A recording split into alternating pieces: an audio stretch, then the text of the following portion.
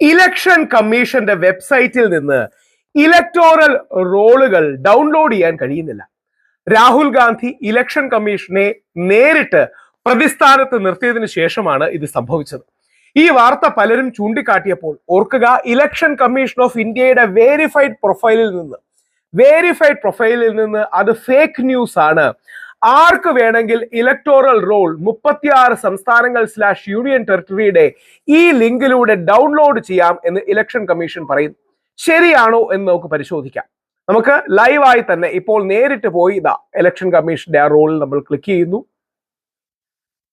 അപ്പോൾ ഇലക്ഷൻ കമ്മീഷന്റെ വെബ്സൈറ്റ് നമ്മുടെ മുമ്പിൽ ഓപ്പൺ ആകും. ആ വെബ്സൈറ്റിൽ നമുക്ക് കേരളത്തിന്റെ ഒന്ന് നോക്കാം. കേരളത്തിന്റെ നമ്മൾ എടുക്കുന്നു. ഞാനിപ്പം തിരുവനന്തപുരത്തുകാരനാണ്, അതുകൊണ്ട് ഞാൻ ട്രിവാൻഡ്രം സെലക്ട് ചെയ്യുന്നു.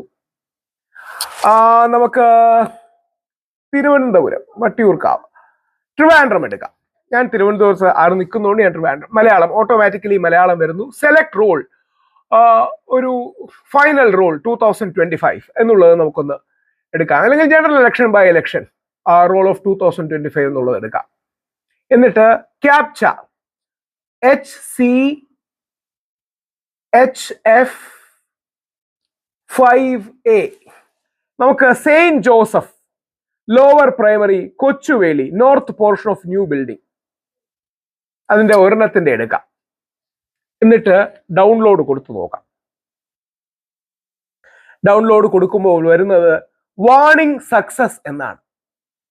എന്നാൽ ഒന്നും ഡൗൺലോഡ് ആകുന്നുമില്ല എന്നുള്ളതാണ് സത്യം. നിങ്ങൾ നോക്കിയാൽ അറിയാം, ഒന്നും ഡൗൺലോഡ് ആവുന്നില്ല എന്നുള്ളതാണ് കാണാൻ പറ്റുന്നത്. ഇനിയും വേറെ ഏതെങ്കിലും, ഇനി നമുക്ക് ഈ പറയുന്ന വിവാദമുള്ള കർണാടക, ആ കർണാടകയിലെ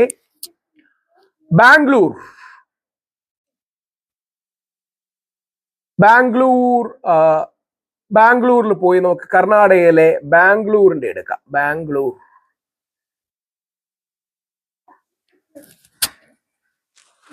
അവിടുത്തെ അസംബ്ലി കോൺസ്റ്റിറ്റ്യുവൻസി ആയ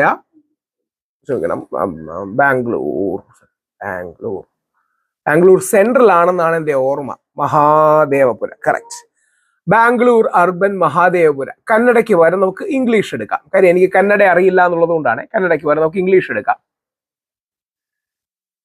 2024 ജനറൽ ഇലക്ഷന്റെ റോളുകൾ ZX8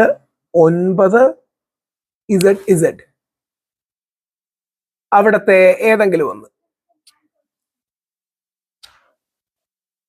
ഇൻവാലിഡ് ക്യാപ്ച എന്നാണ് വരുന്നത്. നമുക്ക് ഒന്നുകൂടി അടിക്കാം. Captcha EYNF. നിങ്ങൾക്ക് ശരിയാണെന്ന് കാണുന്നുണ്ടല്ലോ അല്ലെ?